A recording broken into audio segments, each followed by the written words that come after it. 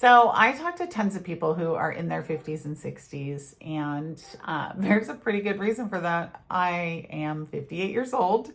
Those are my people. This is my life stage. This is who I am. So, and obviously in my line of work as a realtor, I talk to tons of people who are moving, they're relocating, and I talk to tons of people who are longtime locals and they're moving. And one of the things that I hear over and over again is there were so many surprises. There was so much stuff that happened that I didn't expect to see. And I thought I knew what this move was going to be like, but I was wrong. I didn't know. And you know what? I hear this in almost every single conversation. Surprise number one, Oceanside is not just one thing. Oceanside can be very, very different depending on the area that you're talking about. Coastal versus inland. They're not that far away from each other, but they are completely different animals. Walkable versus car dependent. Do you want to walk to dinner or do you want to be in a quieter area that's a little less hustle and bustle? Neighborhoods can have really different feels, and you'd be surprised how different one place can feel compared to the other. You get west of the 5 and you can walk to a restaurant, you can walk to a show, you can walk and get coffee in the morning, you can get to the bakery, everything is right there.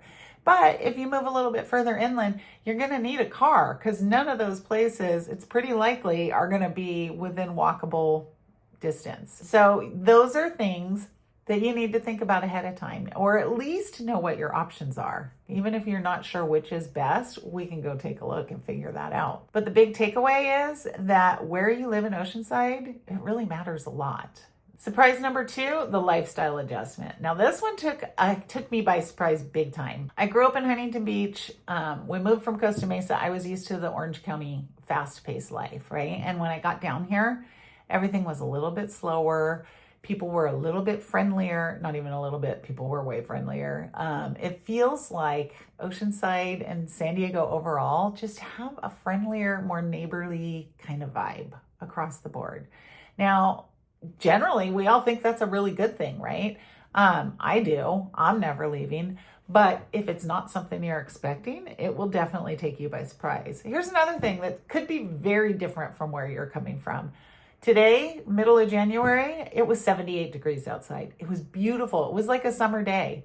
If you want wintertime, Oceanside might not be for you because winter to us here is 60 degrees and cloudy, and we have to wear sweats. And our feet are cold because our flip-flops don't keep them warm.